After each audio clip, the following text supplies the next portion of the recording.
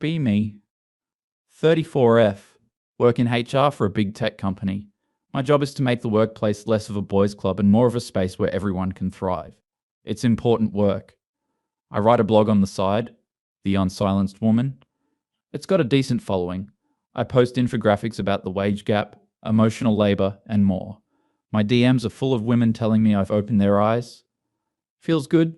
Feels like I'm making a difference. Married to Mark for 10 years, met him in my last year of undergrad. He was a business major. He was nice, sweet, seemed different. Thought he got it, or at least wanted to. Turns out he just wanted to get laid. Classic. We got married, had 2 kids. Liam is 8, Sophie is 6. They're my entire world, literally. The last few years have been a struggle. It's like the mask slipped off Mark. The nodding, agreeable guy was gone, replaced by this silent, empty vessel. He works in finance, some soul-crushing job analysing spreadsheets. He comes home, puts on the TV, and just disassociates. I try to talk to him about my day, about the patriarchy, about the mental load I was carrying. Honey, I have to not only remember the kids' dentist appointments, but I have to be the one to make them. That's emotional labour. He'd just look at me. Blank stare. Okay, Emma, what do you want me to do? See? Weaponized incompetence. He wants me to give him a to-do list like he's a child. He's not a partner. He's another person I have to manage. It all started to crystallize for me. This wasn't just a rough patch. This was the fundamental, unchangeable nature of modern masculinity. I was reading up on it for a blog post. It's a full-blown crisis. There's this growing body of research about it. A piece from the Columbia Law Review even calls it the crisis of boys and men. They're struggling in school, in the job market, with their mental health. They retreat into silence, into video games, into anger. They lack the emotional tools to cope with a world that doesn't cater to them anymore. Mark was a case study. He wasn't abusive, not in the way people think. No hitting, no yelling. But his silence was a form of control. His emotional withdrawal was a punishment.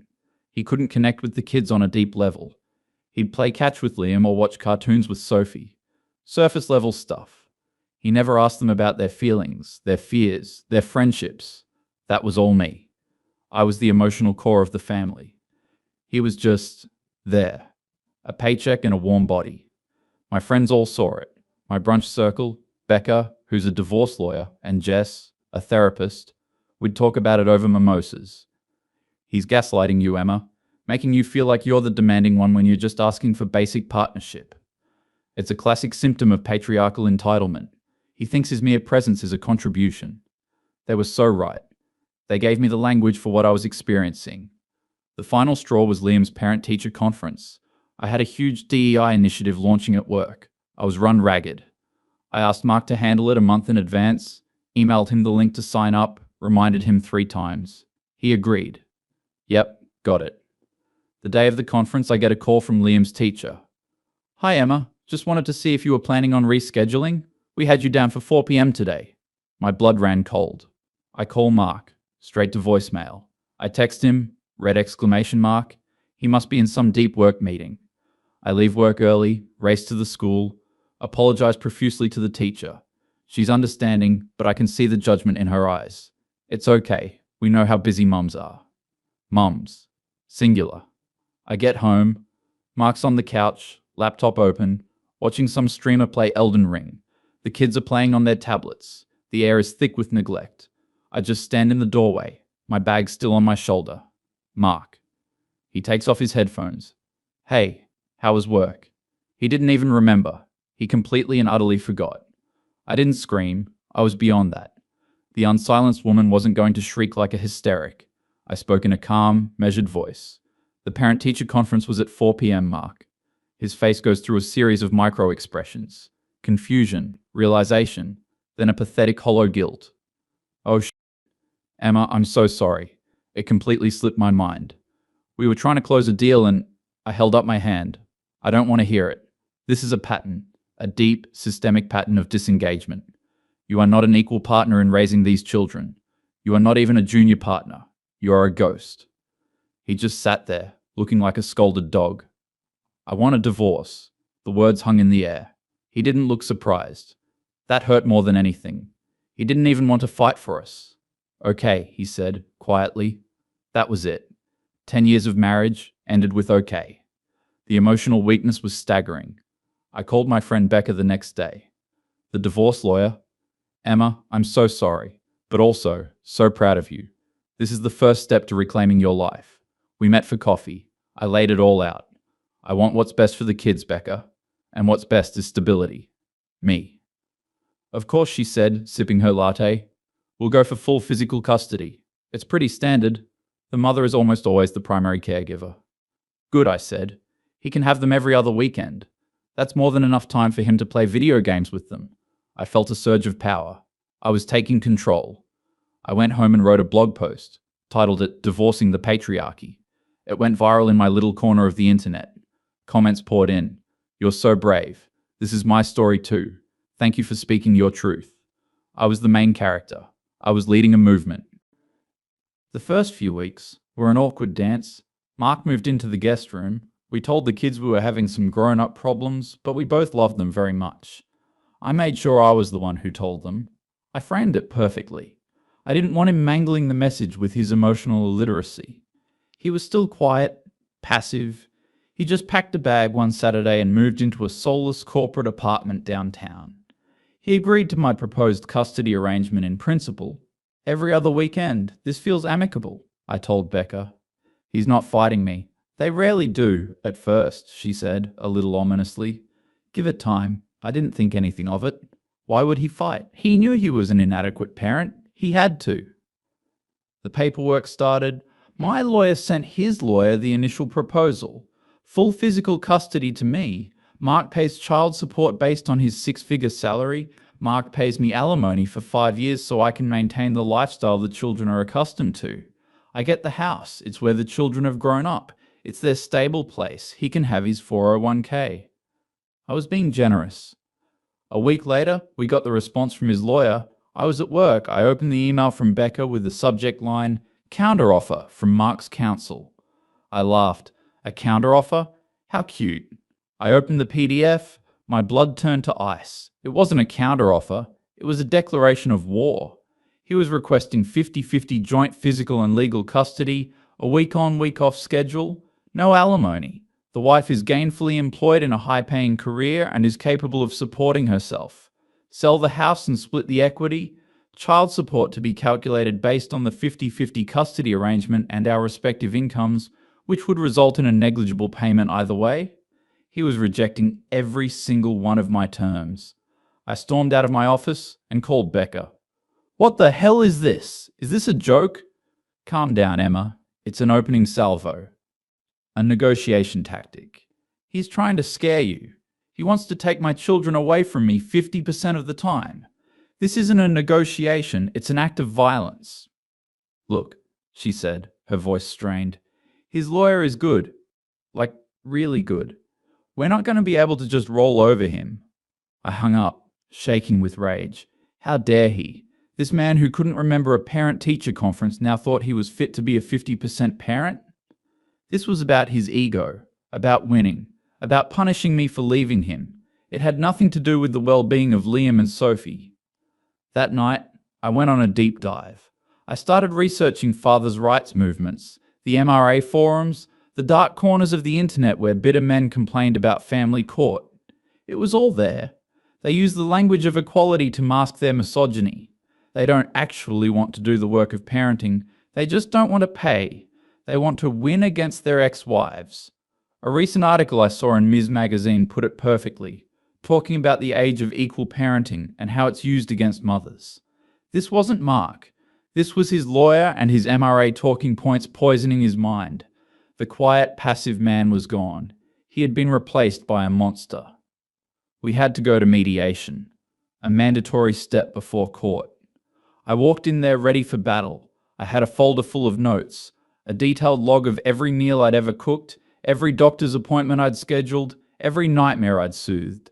I chronicled his failures, the missed conference, the time he forgot Sophie was allergic to peanuts and almost gave her a Reese's, the countless evenings he spent zoned out in front of a screen while I orchestrated the entire bedtime routine. Mark was already there with his lawyer. He looked different. He was wearing a well-fitted suit. His hair was cut. He looked confident. It was disgusting. The mediator was a gentle-looking woman in her 50s. I laid out my case. I spoke eloquently, using the language I knew best. The issue here is not one of love. I'm sure Mark loves his children in his own limited way. The issue is one of capacity, the emotional and logistical capacity to be a primary caregiver. I talked about emotional labor, the mental load. I explained that the mother is, in the vast majority of cases, the psychological parent, the one who holds the child's entire world in her head. Mark just sat there, silent. His lawyer, a sharp-looking man in his 40s, just took notes. When it was his turn to talk, Mark cleared his throat. "I want to be an equal parent to my children," he said, his voice steady. "When I was married to Emma, I will admit I was not as involved as I should have been. Our dynamic, it wasn't healthy. I was checked out. I was unhappy. That was my fault." I scoffed. "Here comes the faux accountability. But since we separated," he continued, "I've had the kids every other weekend, and it's been the best part of my life. We cook together, we do homework, we go to the park. I'm not just watching them, I'm with them. I've rearranged my work schedule to be more flexible. I'm ready, and I want to be there for them 50% of the time. They deserve 2 active parents, not 1. It was all bullshit. A performance. Rehearsed lines from his lawyer. The mediator looked at me. "Emma, what he's proposing is the default presumption in this state. 50-50 is where the court starts. You need to provide overwhelming evidence why that arrangement would be detrimental to the children." My jaw dropped. Detrimental? Their father is a classic case of the modern male crisis. He is emotionally stunted, incapable of deep, nurturing connection. Forcing them to live with him half the time would be emotionally destabilizing. I pulled out the articles. I cited the studies. "As a society, we are seeing a crisis of masculinity," I lectured. "Men are falling behind in every metric. Per a recent paper from Columbia Law, they are suffering from a lack of social integration and poor mental health. How can I be expected to entrust my children's emotional development to someone who is a representative of this crisis?" The mediator looked uncomfortable. Mark's lawyer had a slight smile on his face. Mark just looked sad. "Emma," the mediator said gently, "those are sociological arguments. The court is interested in specifics. Specific evidence of Mark being an unfit parent. His entire disposition is evidence," I said, my voice rising. "He's weak. He shut down in our marriage instead of communicating. He'll do the same with the kids when things get tough. He can't handle it." The mediation was a disaster. It ended with no agreement. Becca called me afterwards. "Emma, you can't do that in court. You can't lecture the judge on gender theory. It will backfire." "She just didn't get it," I fumed. "She's a product of her generation, a boomer. She's the one trying to help you avoid a trial that could get very, very ugly." "Let it get ugly," I said. "I'm not afraid of the truth." The next few months were hell. Depositions, financial disclosures. His lawyer subpoenaed my blog, my social media. They were twisting my words, trying to paint me as some man-hating radical. They deposed my friends. Becca and Jess had to testify. Mark's lawyer asked Jess, the therapist, if she had ever provided me with unlicensed therapy or coached me on how to pathologize my husband's behavior. Jess got flustered and invoked confidentiality. It looked bad. He asked Becca if she had a financial interest in encouraging a high-conflict divorce. She almost lost it. Worst of all, they assigned a child custody evaluator, a court-appointed psychologist who would interview me, Mark, the kids. She would observe us with them, then she would write a report with a recommendation for the judge. Dr. Harper, a woman in her 60s with kind eyes that saw everything. I tried my usual script with her, the emotional labor, the mental load, the crisis of masculinity. She just nodded and wrote things down in a notebook. "So, Emma," she asked me at one point, "it sounds like you feel Mark is incapable of being a good parent. Can you tell me what you think a good parent does?" I listed everything. Nurturing feelings, encouraging emotional expression, building self-esteem, providing structure and stability, being present. "And you believe Mark can't do any of those things?" "I believe he lacks the innate emotional hardware," I said. Dr. Harper just wrote it down. No reaction. With the kids, she was a pro. She got them to open up. She asked them what it's like at Mum's house. Mummy helps with my homework. She makes sure I eat my vegetables. Liam said, Mummy reads us stories, but she's on her computer a lot. Sophie said, then she asked them what it's like at Dad's house. Liam's face lit up. Dad built a giant Lego castle with me. It took 2 whole days, and he taught me how to make scrambled eggs. Sophie giggled. Daddy lets us make pillow forts in the living room and we watch movies inside them with flashlights, and he doesn't get mad when we make a mess. I felt a pit in my stomach. This was bad. He was being the fun parent, Disneyland dad. Of course they liked it there. It was a vacation. I was the one doing the real work, the hard work. The evaluator's report came out a month before the trial date. Becca forwarded it to me without comment. I read it, and the world fell out from under me. It was devastating. It described me as intelligent and articulate, but also rigid in her thinking and prone to viewing her husband and her children through a theoretical lens rather than as individuals. It said I presented with a high degree of anger and resentment toward the children's father. It quoted me talking about his emotional weakness and innate hardware.